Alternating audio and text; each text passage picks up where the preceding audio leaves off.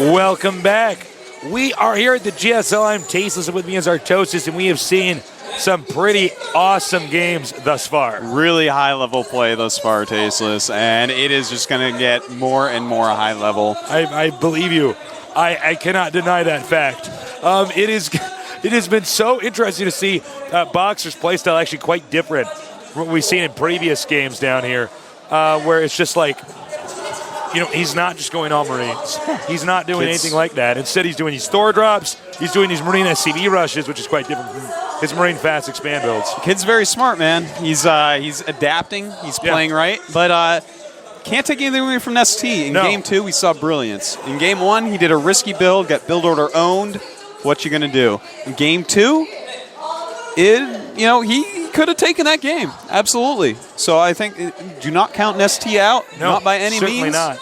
I think we're gonna see a revitalized NesTea here.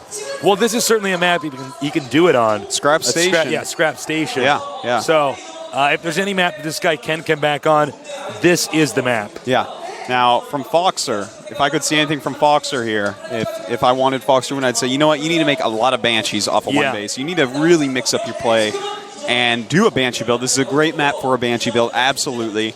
There's some other cool builds you can do here that are a little bit more solid, a little bit more stable, like Hellion builds, but, that's the type of thing NesTea is the absolute best against. I think you should throw them off a little bit. Go for a Banshee build. Let's see if NesTea can handle that. I think you're totally right. Banshee builds, very deadly on this map, especially if you go two-port Banshee, in which case you can actually end up overwhelming them and basically snowballing them out of the game. Absolutely. But we're going to have to see, what will Foxer do? Maybe he'll do some sort of proxy racks. That sometimes works here because people love 14 Hatcher on this map. This is a map where you can't really send all your SCVs like the other one. No. The natural and it's far away. It's not connected. It doesn't work. It doesn't make any sense. You don't really want to send your SCVs and Marines to attack here. We do also see players send an early SCV to make an E-bay, an engineering bay, in the location where the hatchery would be planted. And if you do that, you normally follow it up with Hellions because they don't have the creep spread to be able to catch them. Right. So that's something you want to take into consideration if you want to do an eBay build. Go for a Hellion build to follow it up with. Yeah, in this matchup, Terran is kind of the dictator of how the game's going to go, and Zerg has to kind of wax on, wax off, wax on, wax off until he can take out the Terran. He has to survive that stuff. And if he survives it and gets a healthy economy, then he's going to win. There you go. You said it, Tasteless. You said it. I did it. Well, I figured the whole game out. Thank you. No problem. Absolutely. Got any questions, you come to me. I'll help you out. There you go. I kind of just want to start the game. I'm so pumped and excited to see more of these games. I'm a little antsy over here. Yeah. See awesome builds come out of these guys, exciting play. Well, what's funny is these are the guys that are basically showing us how to play the game. This is a new game. This is like, if this is philosophy, this is like not even Socrates, it's like pre-Socratic, it's like Thales or something. And the game's going to start. Let's go.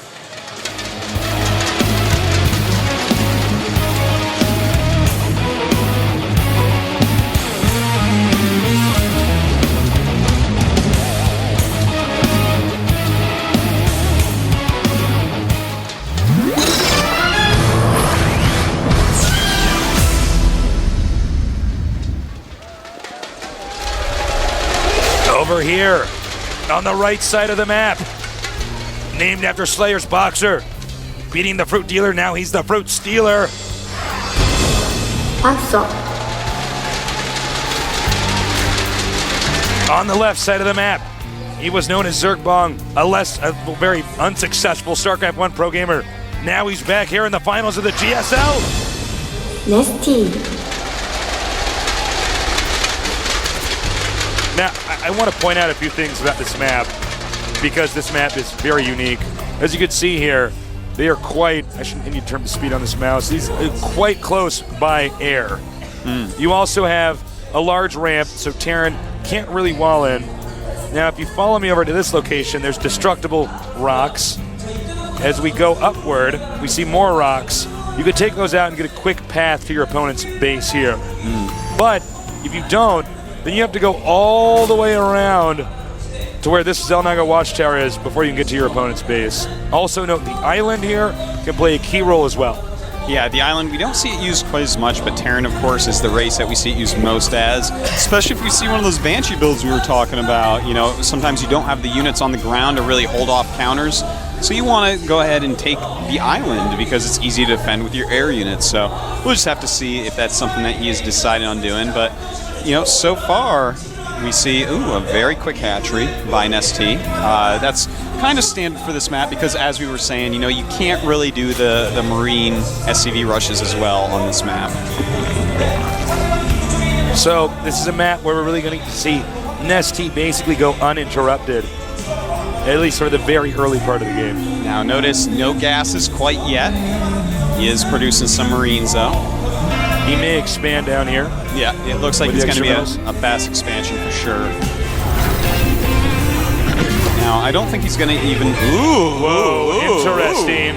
Awesome. Whoa. All right, so he's going to actually expand to the island here. Yeah, in this region right here. In fact, we might see something completely crazy like a double expansion. I could buy it, you know. If you expand fast up there, you can't be attacked quickly by Zerg. They either have to get Mutalisks or they have to get drops to attack it. So, or a Nydus worm, but who does that, LOL. So, I don't know. We're going to have to see what he wants to do with this. But he is getting double gas now, so kind of interesting. It looks like he wants to jump up the tech tree real quick to follow this up. Now, there's a lot of different things he can do after he double expands, as Artos has said. So, we don't know what tech pattern he's going to follow. But if he's getting double gas, he's going to follow some type of tech-intensive pattern. Yeah. Thors, Banshees. Yeah, it definitely could be something like that. And I think it would be actually a good choice as well. Maybe a delayed Banshee type build could be very powerful. You just got to watch out for Mutalisks. Now note NesTea's placement. He has an Overlord over here. So he sees there's no expansion thus far. And he has this Overlord, which he's using as a peak. And it looks like he's going over. He has loaded that up with 5 SCVs, so you can start mining efficiency really quickly. And at the same time, a factory being made for Foxer right there. Now Zerg is going to drone up, but remember, Zerg is in the dark. Zerg doesn't actually know what his opponent's doing. He's still playing somewhat of a guessing game. He will probably sacrifice an Overlord to find out. And here comes an engineering bay. Oh. And double eBay. So he wants a nice tight wall in right there. Double eBay all the way. I know, man. I wonder, is he going to go for double upgrades? I'm feeling like he's going to. I think so. Which is really uber interesting to me. That would be a great reason for that double gas. So he might just be going like, hey, guess what? I'm Foxer, but now with upgraded Marines. And I got to tell you, that is pretty scary as a Zerg player. You know what I like about this is that we sort of put this guy in a box as far as his play style. Yeah. But now that he's in the finals, he's branched down to all sorts of different openers. Well, he is Boxer, so boxes are something that he can get his way out of quite easily. So he's got double upgrades here for the infantry. Wow.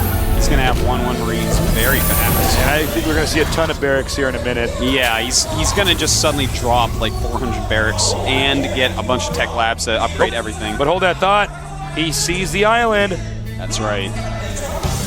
Now, NesTea not really making anything yet that can attack that island. We're going to have to see what tech path he chooses. Now is the time. He's got that layer up, as you see. Yeah. But he hasn't chosen his tech. Ah, there we go. Nydus worm. Where is it? Where is that Nydus worm? There it is. Nydus worm, roach den, Baneling nest.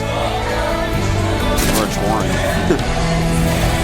He has double Viking here. He wants to bully Overlords out here. This is smart. Yeah. But he has to get this Overlord. Yeah, he's not going to have a lot of time to do this with. He's got to remove that Overlord immediately. And if he sees that coming out, though, he can land the Viking. The Nydus worm is almost done. It's going to start. Is he going to get up in time? Will he get up in time? There's not much time left.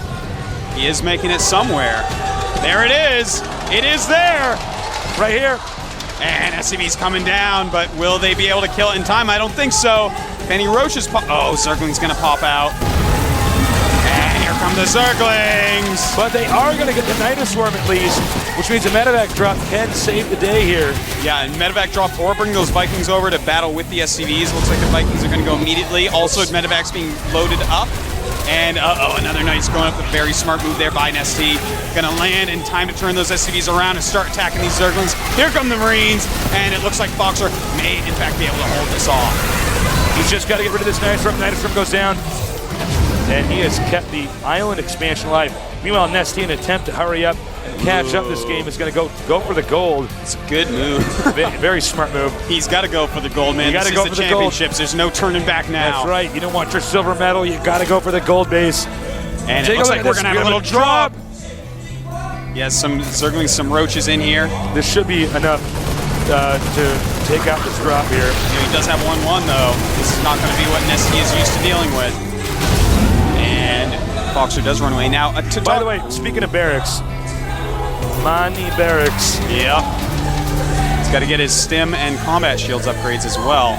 I do want to point out, look at that. That is so many barracks. I know. Wow. But I do want to point out that gold base is brilliant by NesTea. Completely brilliant. It's so far away, it can't be attacked right now because there's just so much action on the map.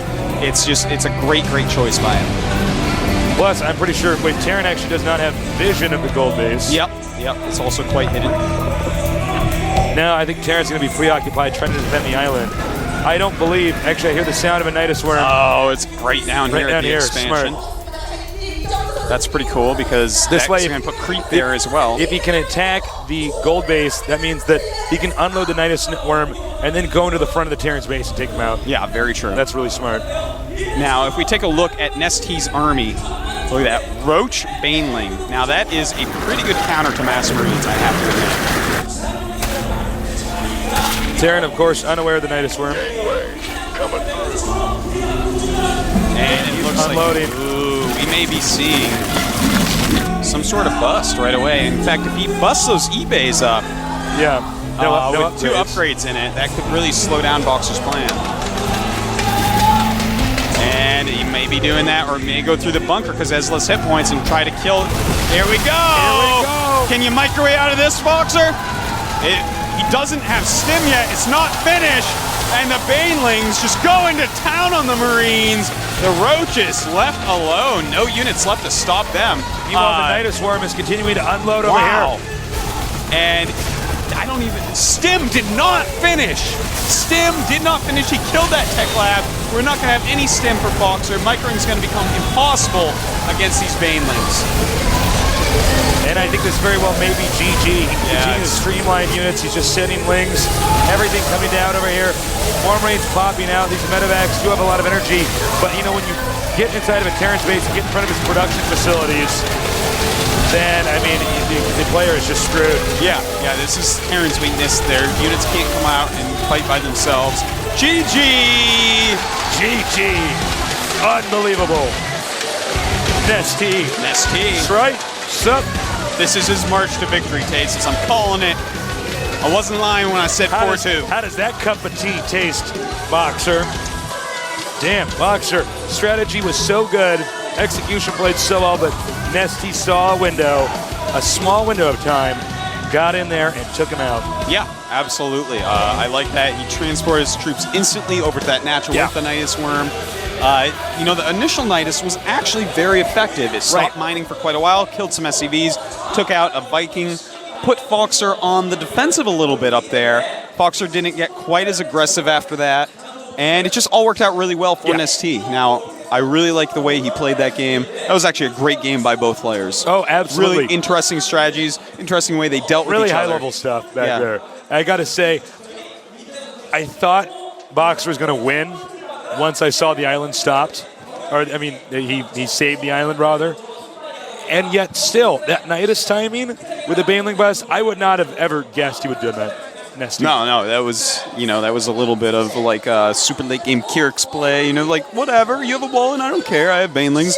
And the cool thing is he did it right before Stim. That wasn't planned, of course. He never expects Stim to be that late, but he was spending money on upgrades and really powering. So getting those other upgrades a lot later, such as Stim, such as combat shields. And the tech lab actually died like 1 second before Stim finished. Yeah. Like 1 second. So I think even if Stim had finished, I don't know if the game would have changed, but still, talk about good timing some there. coincidences at least. So yeah, NesTea really shown what he's made of. Some great decision-making playing against a style I don't think he's practiced against on that map. No, I don't I've never seen a Terran do that on that map like that. You know, like fast expand to island, then double eBay upgrades. Yeah, the double eBay specifically. We see people fast expand and then sometimes mech or something like that, but we do not see the double eBay upgrades. The double eBay. That was weird. most likely the first time NesTea has seen that. Dealt with it perfectly. Very adroit handling. Yes. Got to hand it to the guy. He can think on his feet, and Boxer's momentum has to be taken from him. Oh, I'm sure it is, at least a little bit. It's now 1-2. Right. Boxer's lead. NesTea's really going to want to take this game. It's on Jungle Basin. It's a hard map for Zerg Terran. We'll see. We'll be back in just a minute, guys. Don't go anywhere. This is the GSL High Level Play.